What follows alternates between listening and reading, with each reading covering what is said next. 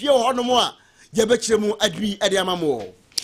Na ensafo from no obata say ambulance officer be ya or off duty watu anamonsrun kubi na sa anamo watu no e wo say Yeboah baso pa munsam yedeba Ane apomdim panimfo so olom ewo efia Kwesi mintim eno ewo mayato mantamu wo mo se de madedia abafam pa maladia yade no na hankrofo no se de ho ensam no abafam emkomo anwumre yade mu abi emamo Yebeko bono mantem emo a passenger for ena wamdo manwagu drivers any one momenti for ye wobono mantemu say wamdo mani atofom ahu say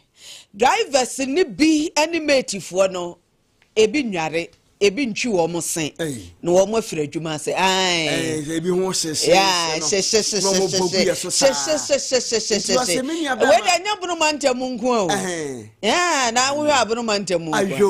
we abunu mantemu fo de na abeti ebeka yes meti fo no bi ho hye pa o peja ne nsa asabara nko wa peja so asabara nko sister we abia ma ho hye pa wo se mo hye na nsa onti ase e bon ko a e mu bon abusia ebinim kawe ho ane yaboaboa no ayede bro sakasebo e wo Lawson 96.3 FM so ene Lawson television so ya trust say ya adaro ma ya na nyumako bi na suasne yemfa seda e ma omo adwumre emo pafie e di premium jasmine rice ene super premium jasmine rice aba ejaso e de pa bomadi asa wonsa ebetumi akabina ebeboa pa bema efie aye de na wo mukro ya ene de janbi soya bean oil aba FDA yeah what Ghana ni US nyina wom do mo stamp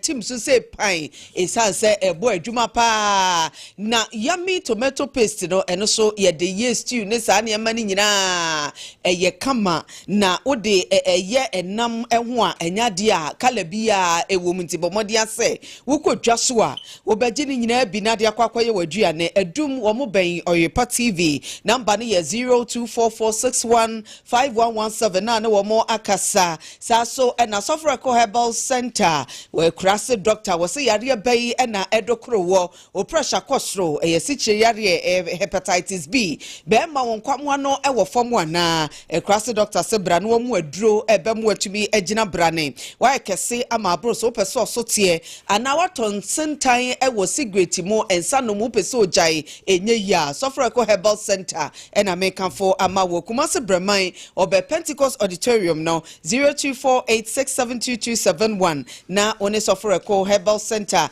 atwetwe nkomode owo bia no so one wo ebeka Diamond Scientific for wo mo sanu adwuma bi any Donec Herbal Mixture ebua mema pa ye male vitality na wononom a etimi siesie o kama pa eti obema yo ekofom a wodie eye Donec Herbal Mixture enu achi usisi de yo ya wadwene kwara etimi bua ema etimi ye adwuma yie ema mogya di afrosane yie ewo ni padua mu omemu ba bia tonton no bia Donec Herbal Mixture wonsa ebetumi akabine duduo mu no for 0246727677 0249208252 na wakwakwaje odie na bibia so atumi akonkan ede ama my events Africa say program bay na abeto sereso ya ho organization no aye headache pa edi amawo my events Africa ba enti wo ma my programs nyina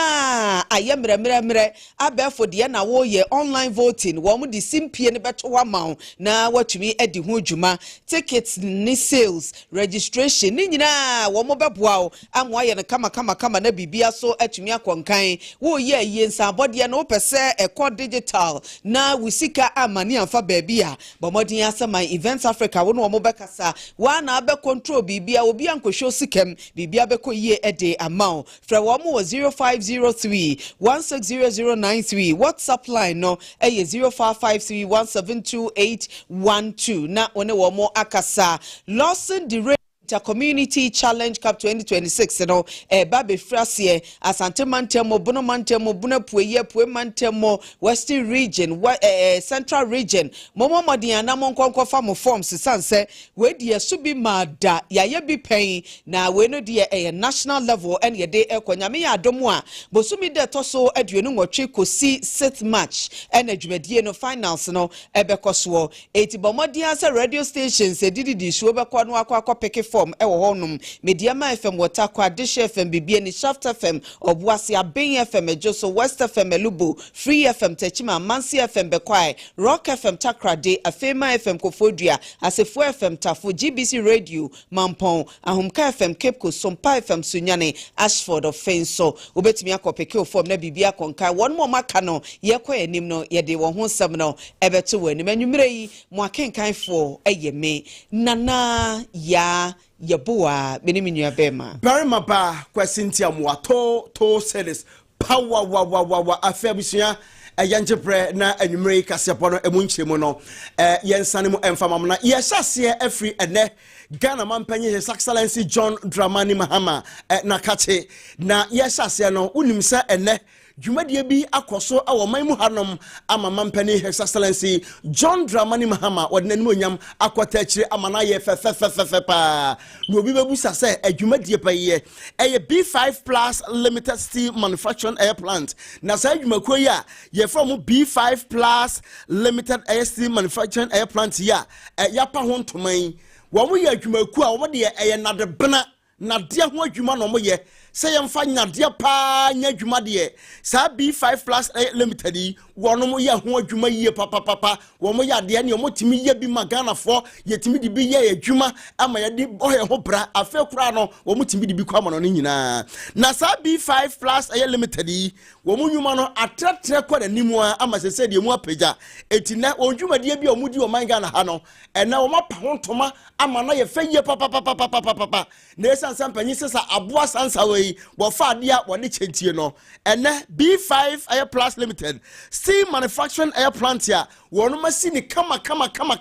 baabi o mu bedi o mu nwuma de abie no ene wo makopa ho ntoma fefefe mu ama mampani na nimo nyawa kwata chiri na abra na mampani His Excellency John Dramani Mahama B5 Plus Limited Steel Manufacturing Plant ya wono pa ho ntoma wo kasa no no anu ade tu dwasa yadwo ready ayasamte na apa man kan han mo na sagana sa ye hwanyame nim ne bronsema tikopo na de bia ye kwamoro ne ekokra na de bna na se na de de free enkofama so ba no ye te so hamu nchemu efri aduonu 20 ade ko 30% ye te so yankra bi mfa mo mu hanom a kaba magana ye nya sika botene pa a tesa sika kwa ye benya no no ye betima nya millions of dollars ya Ghana ye betimi dia boy ho bra na ye timi di bia ye atwuma pa mampani say na ni aso na ni age sesa aye steel manufacturing plant yi enei B5 Plus Limited for wo pa hontoma na wo say we ebe magana ye mabuna nya dwuma yo eno so ta da nche so kompo no a enade ho dwuma emfidi dwuma ne mpuntu dwuma so no baba betratra fa ne koban mu e Ghana ha pa mampani kasai na abusua yentie no ne ye hwe no mara with infrastructural growth, urbanization and industrial expansion. Ghana's annual steel demand is estimated at over 1.2 million metric tons, driven mainly by construction, energy infrastructure, mining, and manufacturing. Historically, a significant portion of this demand has been met through importation, and which have placed pressure on our foreign exchange reserves. The expansion of this facility strengthens domestic capacity to substitute those imports,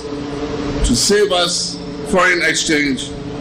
to improve our trade balance, to stabilize our supply chains, and to reduce exposure to global price volatility. If we reduce steel imports by even 20 to 30% annually, the foreign exchange savings alone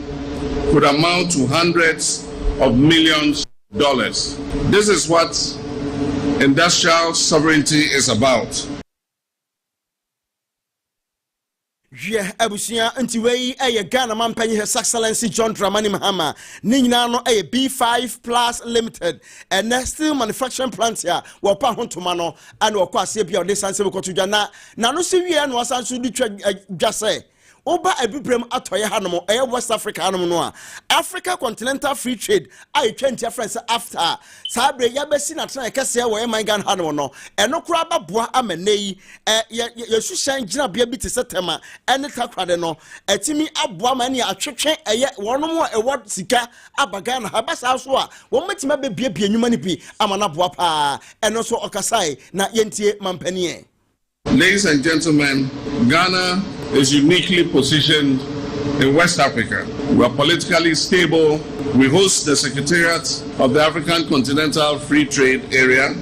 We have deep water ports in Ntiamoah and Takoradi. We have an expanding energy infrastructure. So this creates a strategic opportunity for domestic and foreign investors. Under the African Continental Free Trade Area, a market of 1.4 billion people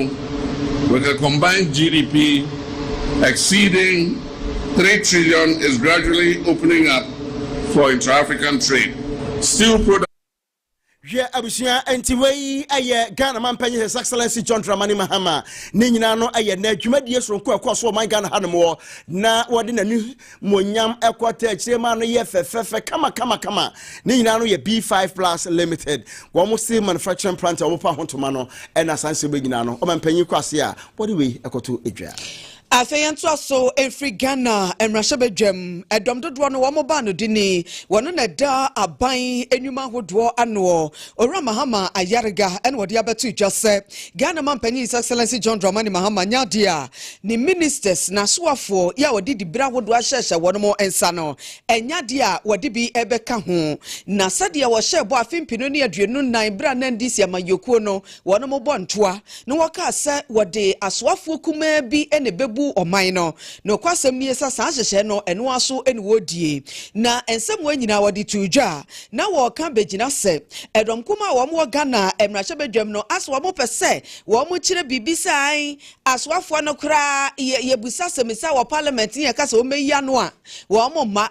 na no wose o pese wo mo ti ase se nya de o mo keka no ene bema mampanyini afa ministers dodo e de aka ho en wose nya asemisa bia so na mo file ne parliament a mo expect se aswafo ne beba no maba be yi ano nti aya wo mo ka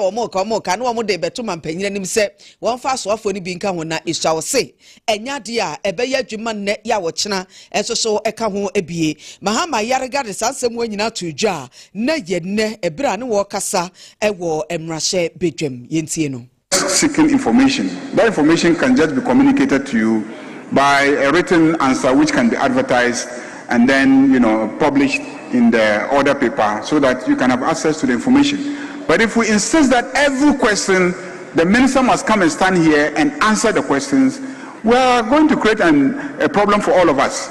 And I can assure you that no matter what you do,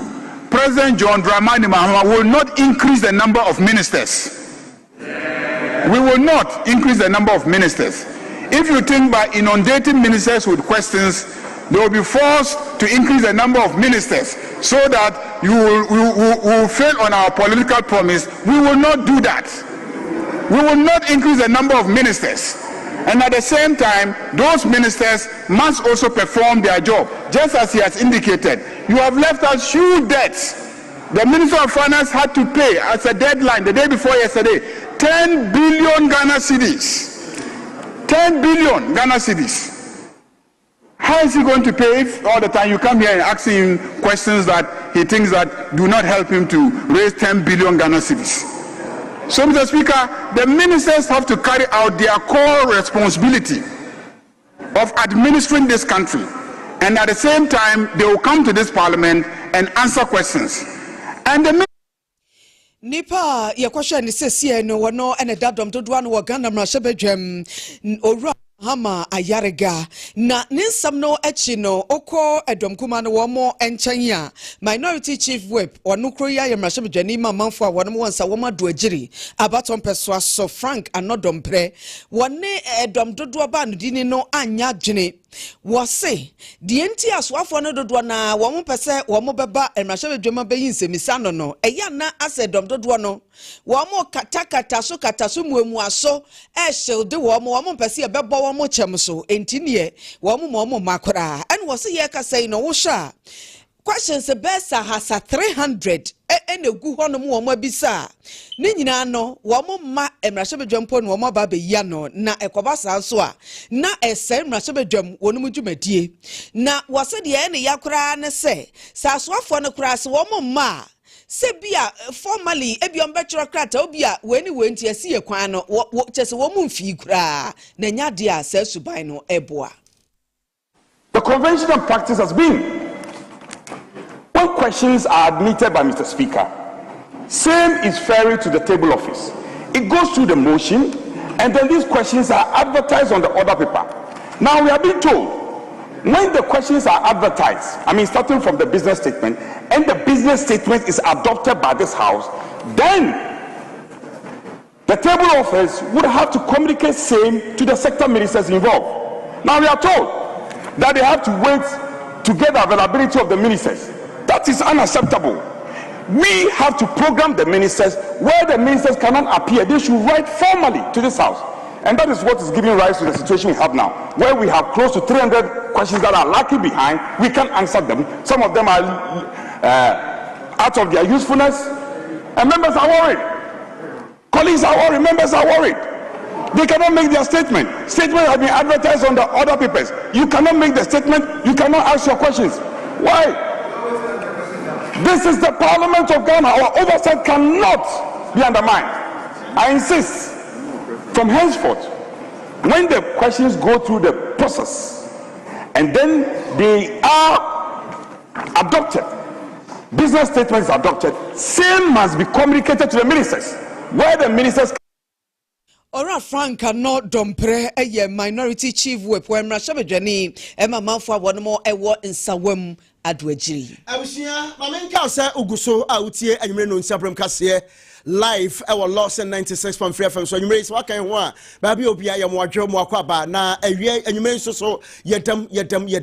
go be ba so yedam live anwumre our Lawson television so nti anwumre ba bi obia wo de ba batena se ne be han wani na ba wani akohoma ensema hodo ye kase ba hodo a etwa amantimfi wo mamu hina no wo so ba betie pi na ekowanim yara so wo aye o man mrasem jafiem ho no mo nti ye nko ba bia ye nyina mrasem jafiem ho no na enne enkomo etotwa bi no ye mfampi empi mo so na ye ko man mrasem jafiem no adrom kase no man mu ha pani akọ man mrasem jafiem adrom kase o na dra wa no eye onunyamfo mahama yarega wasanso kasai na yentie yera mahama yarega se o wasam ka na ose asema wo ka nyina ne se nyame ya adom na so odom fo de chenia na wotwe se ne efiada sese ya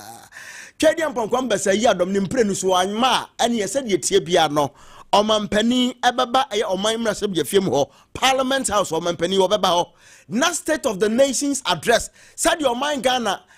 ne tabia anasa ne bobia sisitie sa Ghana ekoyie sa Ghana echia sa Ghana ne murojo emu ebubuo se de sisitie no omampani baba ba kamu nkomo nyina de tie nyina a kire Ghana fo na yera mahama yarega se said your mind Ghana amamra constitution no afe apema hankro de okrommienu 1992 constitution eye enhye pefe se omampani abrebia oba mamma hye jafia mu na o mind Ghana said ne tabia sisitie wo beka mu nsam kire Ghana fo no e wo so oba na eye dan ya so a mampani ebeba wo se hwie be nyame ya adoma fiada na wotwe sesei nesa na no paso hokra no no ndu se ya na mampani waba ene wono so wo baba beka eye ensama hodro no a said o man Ghana ntebe sisitie etu oso obesere mrasem jafo no bo mo mra ntantantantam so mo obi anyi ne hu fi sadwumadim obi amra na emeye fepa yera mahama yarga eka sei na yentie ne yehwemra. His Excellency the President of the Republic is scheduled to deliver a message on the state of the nation on Friday 27 February 2026 at 10 a.m. in accordance with Article 67 of the Constitution. In line with the convention of the House, honorable members are urged to be punctual and seated in the chamber by 9:15 a.m., as it is inappropriate for members to enter or exit the chamber after His Excellency the President has entered the House to deliver his address. The Speaker, in view of the President's address on Friday, the House will sit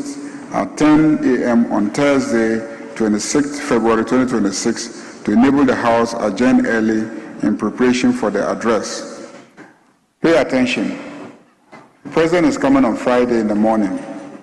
Normally, the place has to be prepared for the President. If we sit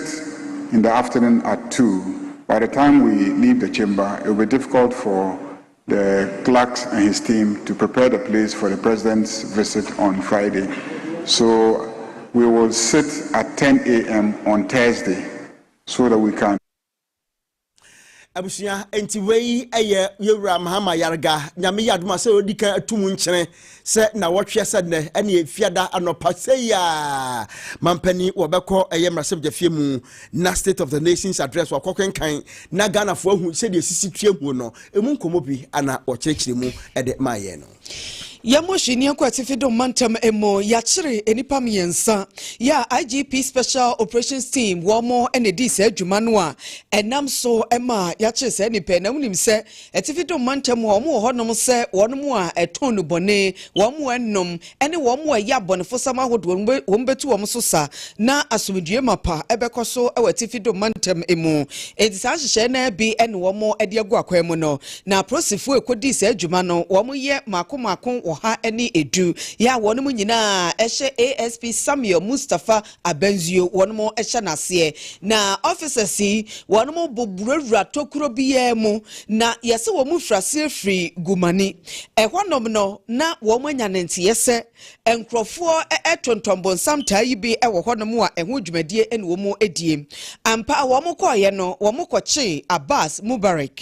ena Fuseni Baba womu echese ni pay nebra womu che womu na chese bonsamta yi bi ewo no eho eno achi no mukwache Abbas Abdul Samed wono soso ya che no na chese Royal 250 mg eno yese eye tramadol nua your friend Royal wono soso na chese ebi ewo natena ya wadidi dwuma den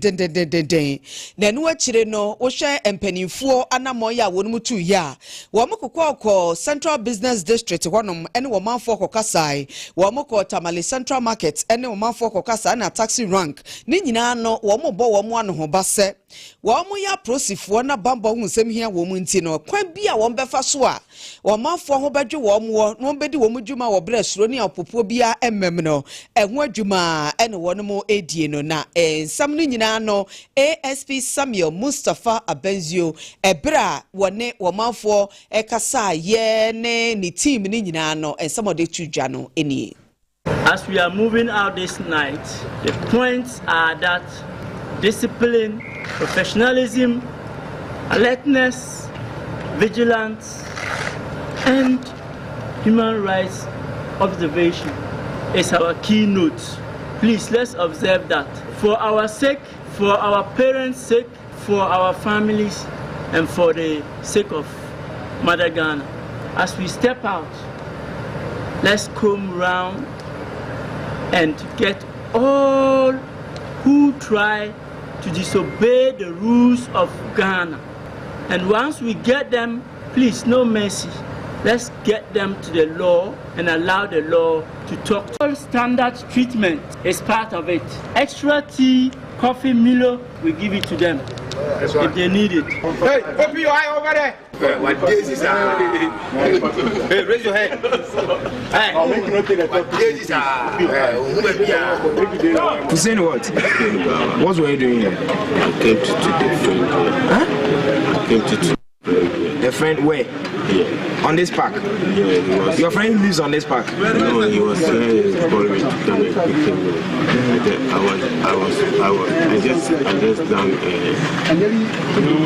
just done at home and away. You believe he has run away? And you? Yeah. You are not arrested in your house? I was just. Huh? You are just here, smoking. Huh? Were you here smoking? My brother, answer me, please. Yes, of course. Thank you. Huh? What were you doing here? You came to what? smoke cigarette. You came to smoke. Thank you. So you know all these exhibits was retrieved from the three of you.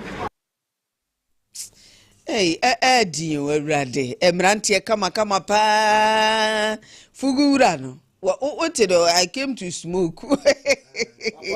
Obunina anwa yese bachi. Yeah, samo. And I said, and about the other from Hononsway. Fugu, one nana make an assembly. Yeah, bonus search. Yes, Saturday. Adia Munyai, they say, I give special operations in the Biomunya beach. And I'm so Munyai, no one Diana. Oh, you. Abusia yan twaka se abon so na ye free eye tifidu mantem wo no na ye ba eye asante mantem ha ye kwa atwema mponua mansirimo wa asante mantem ya o na ye se ne enkawe divisional police na enkawe police for wa mabosho su papa ye se na o matia si galamsey site bi am ye so makwa se eye galamsey equipment etiane ye wo hwe eye Lawson TV ane abrabe hwe enyasam ketwa pra emfidi a omo de ya galamsey bi de omo di sin so ma ne to aha eno ye so makwa sisi bi ne na operation ni mu no na ya ma ne bafo ohene ba dankwa Jupiter na odi akire baba obaba enkomo ohene ba madwo me gase ya buru ye ena de wabo adwuma o wahu wani so ade enso papa bi dia ne me enkoye operation ni mu dia na koye ye ntie we berase Emo ya hwefo ye tiefo nyina adwo ye mama kwaba so kokra emfa me pie mu asantemantem kumasen na ekura ye ka ho asemu eye afepa eye na afepa ye kurei ewo atwama mponua mensini mu a na hwimpo no eye nyina hini apanyene ni nyina ne se ene day Nkawe Divisional Police Command ASP eye Noah Yapa na eda ano ono ne timu etimi ekopiem ewo afepa na eye Nina ne se ona wote river of Toso neso omote so aye from omo de machine na esisi nsuo ne so enye nsuo ne ntempo ne disu nsuo ne so ankasa ena esisi no me to ehunu nsuo no ese nsuo na timu form benom mom de omufo nyina omusu ese nsuo no efe ne se opanyini ene na pamfo etimi wokoto che wo ma omo no ma omo de adwuma ne nyina omutwa eja etu mu kura hihye bibia de omanhye no so de omo se sai e de begu omo asoyeye ni nyina ne se ohwe amomampanyi His Excellency John Dramani Mahama na ne suade hu no a opese obra ona wotu efomagudie a emre bie ne ho kwan no wotu afie no omo so eboa amasa ohana ekoso o mantem honom no eto etwama yensat ne yensu a efe no ya fa ne ntimapa enso efra eno na nam so ema operation etim equals na operation no abre ekoduru hodom no mrante ma ba wo mu yadwuma ho de omo nyina agi bum sa edwane maneka omo no mam de yadwuma no eno na metim kwahwehwe omo no ma no nti opanyini so busa operation no na equals so eno no yo na ayei ohene ba gina so operation wo mo kwa ye o manya nipa bi anche no ira operation minim senko former tip of the year abre edru ho nyina na nkofo machine siso a yedwuma but nipa ba ko peste kura wonhu no site ho no nipa nyew tese desani akoma tip of ama mu nyina dwane ya bepe pa be nkodru ho ne de ne so desani atimi ama tip of ama won nyina edwane nti machines na mo de yedwuma no enu mom ne wopoto ya penifo tim twitwa eja edigu mu no se galamsey de ye ka galamsey ho samu a excavator de ye ya ye de benya bi wo bo mo kwa mahu excavator bia ho tabe pepe wo mu no de no omoma excavator no etu load no edigu ho na eda foforo man kasa akotunso akoforo e wo machine nim so excavator ni na djuma wi anda eko so the excavator bia into machine sha yakoto ho no de na excavator nka ho ne mum to machine sha ayese nikanika no enu mum ena omu de ye adwuma mpemfo kwahwehwe no na ohene ba we me gya mo akọ wani fredi a wotena enkawe ene atwema mponuan asuofe pa asai na sisitie ena na video ya ye hwa na picture ya ye hwe eni dope na sai na ni sisitie ansa na ni ba beta tantan sei me da se ka ensuo ofin a ye na nanom tetebre mu no ene abra ye wo me no tata na me ma me papa mo ekọ afuo ma enu bi na ye de kora esabi ni ede mama nom ayede tetebe na eni ye kan enwene nyina gum abo gum hu se ensuo na akono ensuo na agene sei yetimi ko dwalim bi kura enei ensuo ofe untimi mpo emfa na enjem fese utiem a nya yare utiem a de o hawo ne musuo ne amanne na de brewo the nei de ensuo ne de sefo after na gwiwi so no kra yes ensuo ofe so ne ye hwe ne meboa Why my men found here? At your for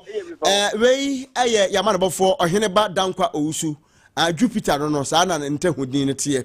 Ntia fin ye henwu. To galam say munyai wai, munyai gana for mummy nyai wai. Na yensu and intikakra. Hey! Mummy ready yo Ghana. Ya Kajasumni uncle enim. Ya twaso na ye kwakopie mo ewo oti mantem no emo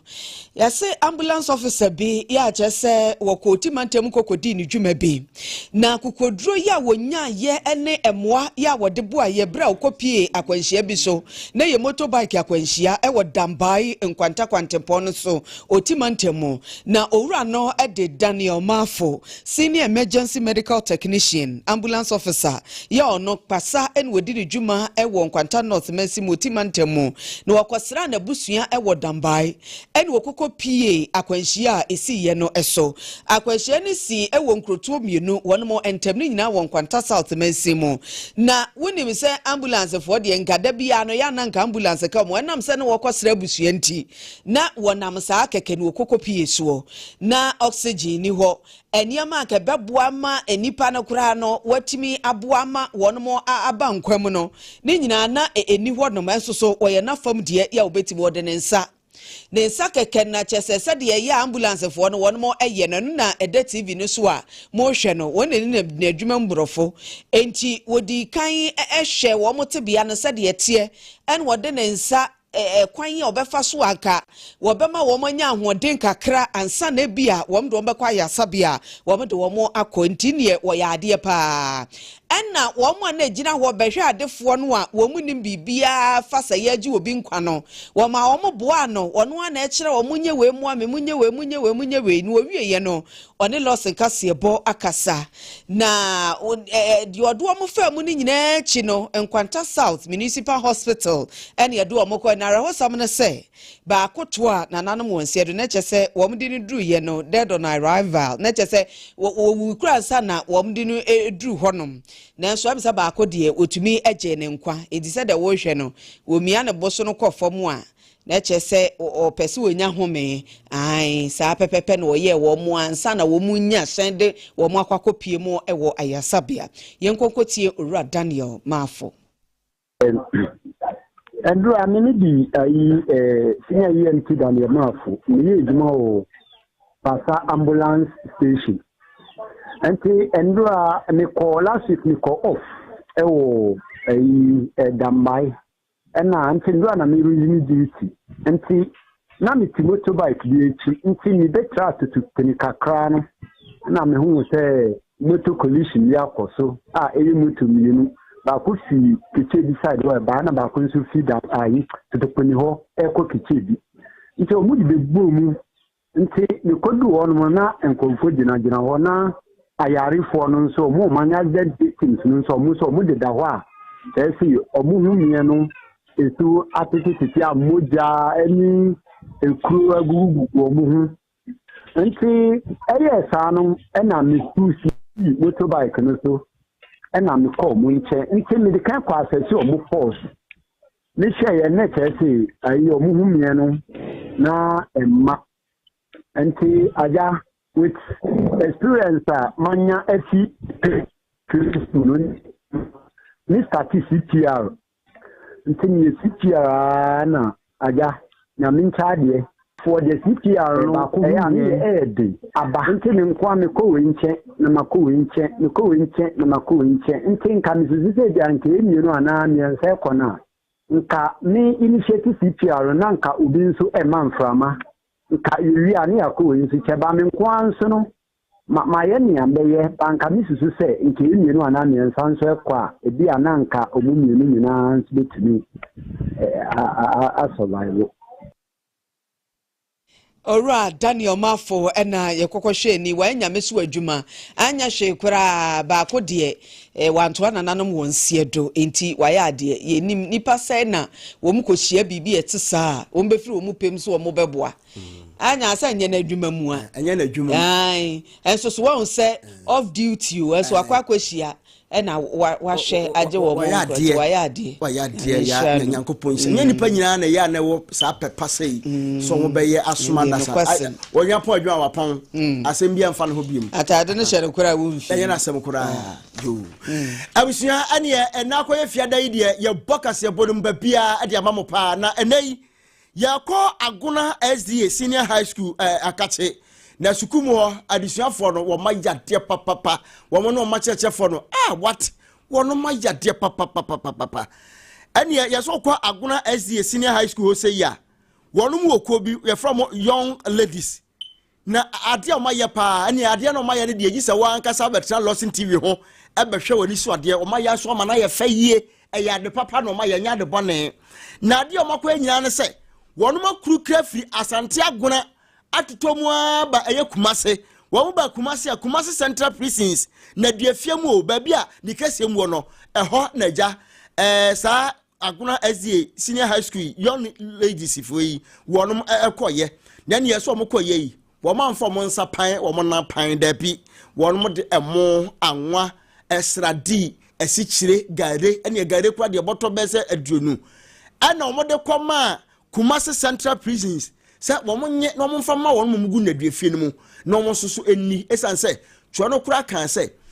unua kwa hochire mu so oboa no de oni bie e so oboa no enti nei so monya kakra no monya no no o mo ntrase no mo maame no no mo nua no mo ne aduafo mo nko ani di osumo da bi e so mo soso yibi no mo de bre sa ne duafom hie na coordinator wono ade gina ho de ma aguna SDA young ladies yi eye ewura vasti asantoa adia ene otonobo ase botaya etachira wonum tu sa na moyi wo chiremu ache Lawson sesfo na yentie ne hwede mra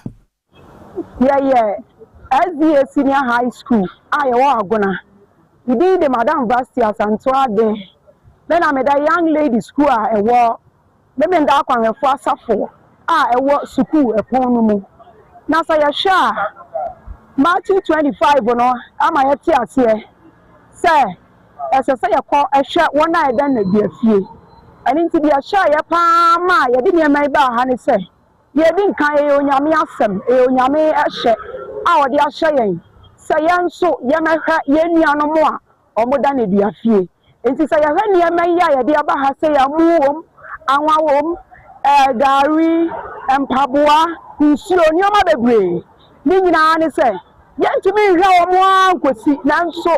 ye school mofrai ani achechefo ni school ni munyina kakra ya keka ya nsafie na ya nyan ni ade abai se yanso enem ponko ano ye betumi de sidie bi ahye ye nuano ma da ha se ya funu mumma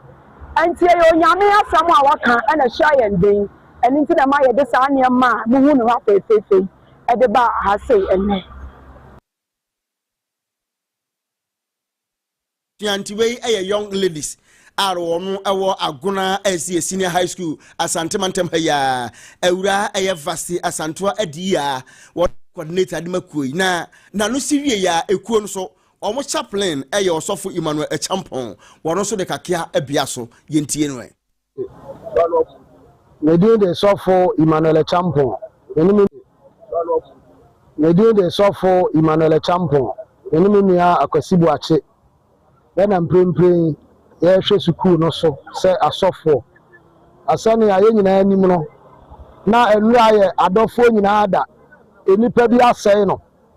na ye akrisofo de esese ye nso de serie ehye nipa bi anum ene omanim le saaso ye ntina young ladies department na ewo aguna SDA senior high aye ta fe na gas wo mo dwene ho se eye nne eda etoso dunum February bosumi mu no se ebi mu agi wonani enu anyumra ana enu adamu ni nyina yenso so enne yemra ne duafie na yenso mfa sire bi hye wafuma sansa tro no se ne ohum obroni mobo no o de fem ewuade yo Abusianti wei young ladies wo mo chaplain wo sofo Emmanuel Champon ono so de kakra wo de bia so no na no si wie no na orusiani ba ko wono sa young ladies wo kakuo no bi didin di Rose Chumasi wono so akire ne de kakra na moma yentie no ne yehwe na mara yetna se ebo pose se de yenyan mo ewo prison say no mo ne ya na ewo ye ba sembinti ana no ma ba be pie mu ha na wo se ye o ma doye ti se hwe Bible ni ma the prodigal son no o sa ye sa accepting die wa ne en se wo se e sa care for the image no mo da ha say ni se wo ha ye be donate ye mai ama wo thank you young ladies for ye damase papa hey manya bia ina de afiem Kumasi Central Prisons na mode niam akoma mo ene niam na etwagu TV so no ye damase pa Rose Chumasi wono ye disuani wakakuo hu bi ene se omo nano sa adoye a omo koye ye ema Kumasi Central Prison ene de afumfo no na yakohwe bi etie wono ene na yeto akasebon so adia mamo Ghana Police Service wo de exemption kratase aba eti abekenkan adia mamo wei eye ensamu a apie adia free na wotwe mu nsamu ebeto odwase wobi akowia akwada ketoa ya ye wo no wa ya sabia sabre no anya bese nenan ewo eye mamprobi aya sabia mu na update Ghana Police Service wo de aba eno no de edikan no won mo chese mamprobi District Police Command no won mo de to omanfo nyina enim wo mo de ka de press statement ahodo bi aba efa akwada no a yewi ano enne de ya che no se won na wi akwada no ehwe na Latifa Salifu no na wo mo chese enne ye de no kokopie mu ewo atemu adwanim na de toso bienu won mo se Salifu ya remande no ya ye de no police custody na nyame ya adomu a March de toso enan edane besi wukuada wo mbesa de da kwa kopie mu ewo court bie mu amoabo anhwemu bi akabia waboa ama no akoso na ye kasai no enkramantam police service no wonmo say wo da so adon hraduonu nan entamu security na ekoso ede ama emperifo a wonmo eye adwuma ewo Mamprobi Polyclinic ene ne potamu a etwa ho ehye nyina Accra Regional Police Command no Ghana fo nyina no ho base wonmo behwe se wo manfo bambo ebetumi akoso titiriw ene wo mu a wo mo eye ayarefo bi a wakwa ya asabia wo mo mmere wo bi a Ghana ni bia for so wombe bom ho ban Juliana Oben superintendent wono ene dama ne boano ema prosifo a wono ewo enkaimantemo wono ena nensa ehye ase yenko forestry commission womo atena ye womo ehye asoa wono hwe womo Ghana yensase ene wobo ade bobremu ne pa wode adom ye ase wono ede workshop okese ahye so ewo Wildlife Resource Management Act 2023 Act 1115 no wono ehia emanfo nyina na fe wo mo adoso mu acheche mu akere wo no mantam enum ya ne nyina no ewo northern sector ewo Ghana ha sei no wonu mu di se bi ewo honom na asante mantam de Kumasi wo mo de ahyehye so adwadifo baabi wo mo atunton nuane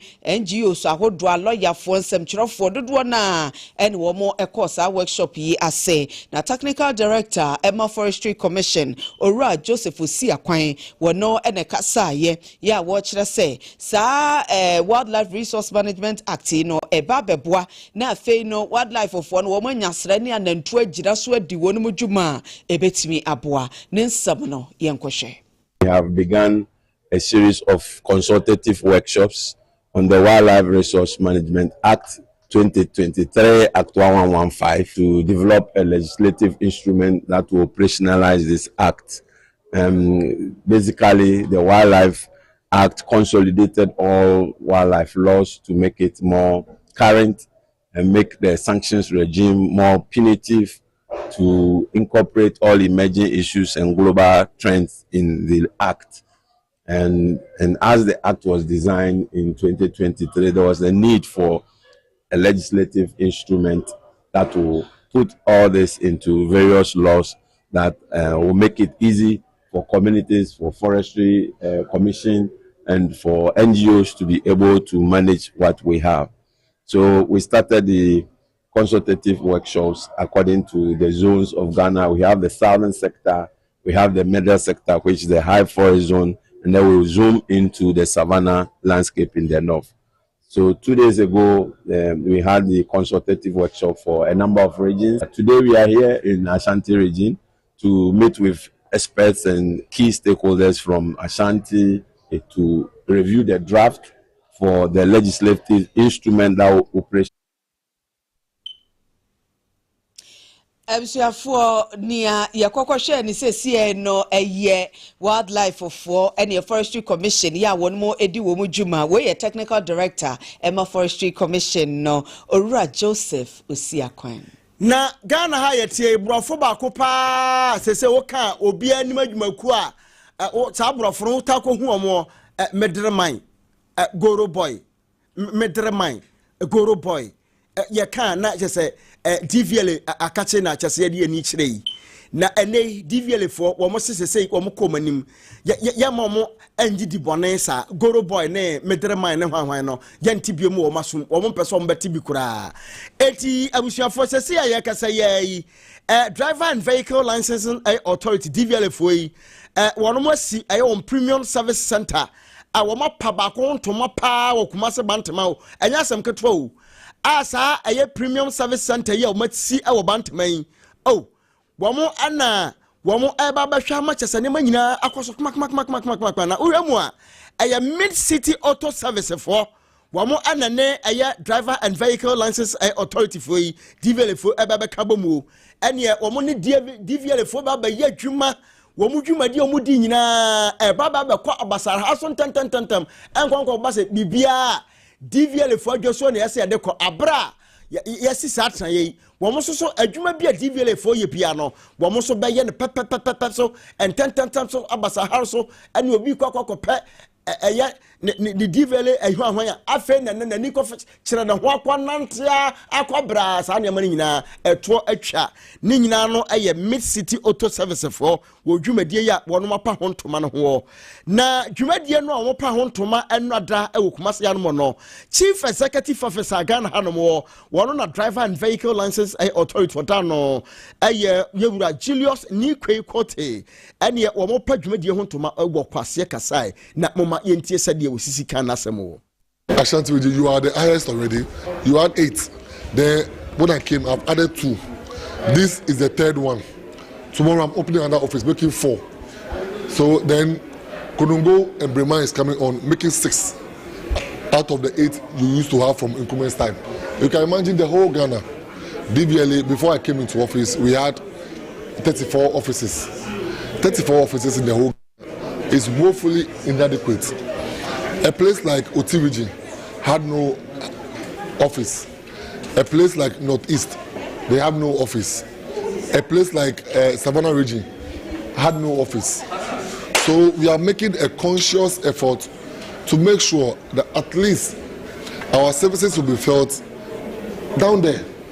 closer to you, for proximity's sake. So it is a conscious effort, so that nobody will give me an excuse that coming to our office is difficult, or where he or she has to pick car to is difficult. Imagine you staying in Jomoro, and the closest office you can get to is Takrade or Axim, and I'm going to provide service, or I'm going to renew your license, which is about 60 cedis. Now you pick a car worth about 100 cedis to go and do or undertake a service of 60 cedis. How will you feel? Yo, Abushanti way a penny quancha for what driver and vehicle licensing authority are not DVL Joshua Yewura Julius Nikwe Kote enti premium service center wasi wabantema no pa hontoma na ene omuni DVL fo na ba beto kasubo mu anase wo mu no mo ba beto kesa no emu nkomo bi no chechim na eno achi so no adwumakuo ya sesei wo mu na ene DVL fo ba ya adwuma na o mato kesa ba mu na medre man fo o mayi o mafiri honom goroba o mayi o mafiri honom mechesa aya mid city auto service for yi panya won na chief operating officer dem omo aya ajapoku a woto no boase echerechense mu echere aya Lawson central for jumadi a wonom aya mid city auto service for wonom ba be pate na yentie no ne yehwe na mara adie bia ye no DVL o ko offices o mo yema obia no ba ha ye enu bi pepepepepe na de ye nika wo mu kra ne say ha no obroni be kasa ye one stop shop no say so be register car I saw the come private vehicle station for no testimony ansa na wo de aba DVLA ama ya hwe ho nsem kan na ya register car na mo but ye ha idea ye was PVTS ni bi private vehicle station nti oba ha ye testo car ye wo eye center wa eye clinic eye be hwe ni obaje driver's license na ye issue driver's license nti so obeba ana so bako ba bi ne baka se koha na kwaji wei koha na koyi kora ansa na ya ma na haide oba bibia obinya ni nyina wa ha Mid City ejina ne baby stronko na DVLA ultra ya bie ne den so ejina ne baby de Ntiamoah sa ne se on say DVLA no enye vehicle testing no emra no e de ama PVTS ye na ye wo machines ye de no na Mid City eye but the aboa ne say eno ne adwuma e free ase e wa ha ye de start ye nti eno wo ho ye ngui e da so ye adwuma pa ana we no abeka nti we no aba e be hyemu kena ama me gu Mid City no wo ho a ye de ne say ye better sika na ma na DVLA fo yi enso ahwe so na omo register ka na ma ye de ka Yeah, Omandesia Ebusiafo nipa ekotie no eye Eja Poku wo chief operating officer edema Mid City Auto Service ena Eja wo mudwumadi o muba be die pote e wo Ghana ha asantemantema titiri no ena wonom achechemu ebi ede amaye no Yanko wenchi na passenger for ya wonom fra hyen e wo wenchi ene ne potamu atwa ho ahia nyina wonom adwalai pa wo so wo buafu metifo ene wo driver fo ene yebisa saa dan ne yebisa do no wo kire mu se drivers ne wo meti ne dodo na wenchi wo no wo nware wo nware yo no abetena stia nachi na driver crowd de say when you are not in the stage or no one man one seat or no de ne onu obi ne techo na de ha wo mo pa ye metifo no won nware won twitwiri ne se obetima shatade ba ko be na watwemienu na de be mo hu se won si atade no yesa atade no behu na ye fi se poto ebi wo ho a boxers kura won hyebi de obehyebi so a ene no da soro na nika na ehye no so dasie na ahwe boxers na ni echeti say brown a chese ebi so na white you chese wo mo se de ekosoro dwene ho mo ntiase eti ukotera wanchi ka mu no anhye nose mask a wahwe abesi no ayare enti wo mo se de ekosoro eha wo mo enti be ya GPR to ya hyenka ko ni proto afo mo ne drivers ni metifo ne nkasa no wo mo de kankan eku passenger fo no yentie wo mo nsam a wo mo de tudwa and then the prepare drivers from Budona Bagade ono onya kokwan so na se nye ne kru nko ade a o ka se bebi o ron dware dise ono ba ne kru nti se obedi kru no so be 1 week na 1 month o honum sa on dware on ye fi on kro ka no se ne ka na pampan tie sa na ono angasa ne motu na angasa tie late phone be and especially a driver phone na meta sa de na pa mo mpa dware nti e ba ne sa na o tene nchen a ni sikra no pinisi ama o tene nchen no kasa o ntimi hu o tene nchen a hu ama ne pa until some besi driver phone dey also we be found driver say nyo mu nyi me mo hu me driver ni ma yusu ka but obi wo ha se ne no ono ne habit a owo mu fi nti ko ye ne hwe yi ena obi so wo ha odinu hu nti ya I say papa na be fra boni na be fra papa no nti na ma mo ye nya perception bi say drivers for enu mu masa bika mutra mo echentutu na kwa ni mu di by the problem bi en nti mu kwa ma paswa ye no mu no mbekasa na to maso musumandia omonta re so magari mu bia nkasa kwa di ma tutu tro mo nchana we me sa tumi ne dia ntesa mate for no mom na maka some more problem kakra ewo about adare no se kasi ya mubodi dia aka metimi abodi mesina su bodi sa enye ende no kropa ebi krati mba bese the whole week no ko bi obedware ba kope na so na hwe na akoka otu nka ma no aba betena driver ni no ba betena yo ku driver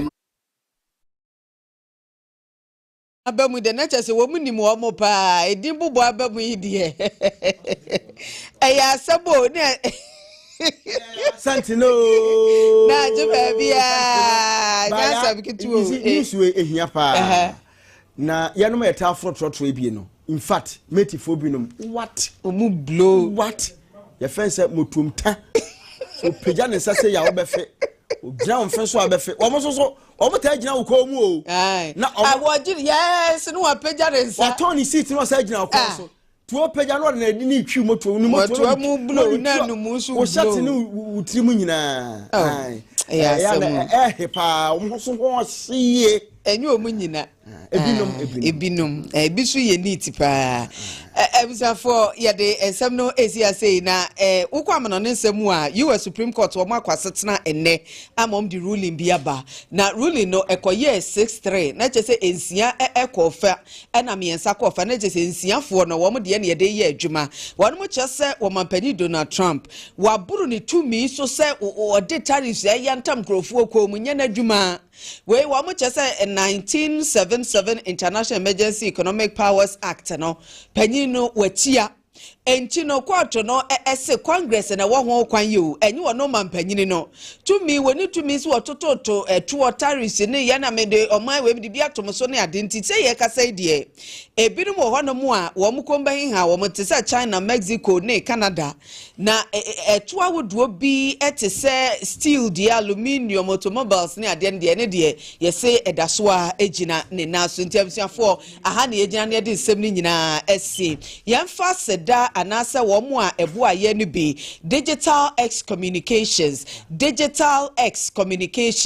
womu obo adwuma pa ene Ghana ha de womu di no ahyeta se bia opesa wo ye video documentary a bomodin a na fra digital X communications womu adwuma womu ye eno no ye bi ma ensafo ahodo schools ahodo NGOs ahodo companies ahodo na nanom ahemfo ya mo pesa mo ye documentaries ye betimi aye ni nyina di amamo afe no aye kama na nyese bi a video documentary ne nko ye wi a ye besan ama written version ye be kuru kire ni nyina kama de ama daache wo de akoka asem na video no nso so aya pa wo da hɔ no mu a wo betimi aboa nchirima nyina beba na wo mo so aba bebo kama pa enu achi no ye san ye photo and video shooting wo be so ye photo shoot wo be so ye video shooting wo ya ye fro wo ye wo ye birthday event bi a wo ye bia wo pɔ mo ebetwa na kama de ama wo a eye digital X communications wo mo na eye sa adwuma no ambaun live streaming kura de eno kura de eye ketu ewo mu a wono mo eye ntibomodin a na frɛ wo mo sesi a na wo mo tu sa na mo no emfa ema kama pa wo mo number no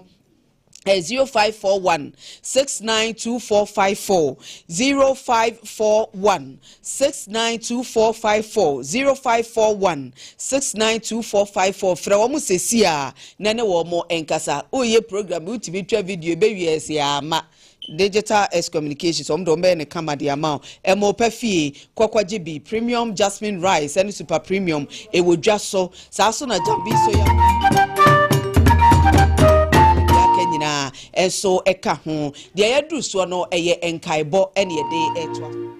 yo ya ma yamfa aye enkaibo entoa so emfama ahwefo ne yetiefo nyina na nwumrei empanyufo atia yipa so eye opanyi ya okire dodo friends dache 1 adwoa anna ono so ka empanifo atia yipa so bio afei madam akosua owuo ama nkroma wonom nyina eye anuanom a mote ayipa so ema wogya wakire eye nana 1 Kwame AK Chumasi group of companies afei kwakudua dodo friends Gaddafis afei emani bi eye Kwesi Poku afei afia fofie esoso kama no hobe na ya akua omunyina ensoso eye emma afei mananum a yegya na kire eye Frederick Opoku Stephen Nkroma Chumasi afei Hanamafo Joseph Adai and Abna Posha wono nyina eye mananum a yegya wakire ene abusuanka ye nyina ede chokasa fidie so ase adofo ne agyamfo nyina se wonde hye wade nyina oba pani adwamansa odaya wansore nyame ya adomo a memenda edi anim ya echana wotwe na wode oba panyi adwamansa eto eyempamu ewo pachi number 1 biaya wonom eye yenua na abusuase nyame eye adomo a wonom kwa akopene korabre kwa akopene korabre na omoba nso a Kwesi adanso so eye first match Assemblies of God asafumu ene busua chiremu a kono ebekọ no makokoda nyamiase ewo pechi number 1 enti abusua se yemfa Lawson kasafidie so ne yemfa ntodofo nyina nimu se oba panyi adwaman se yie no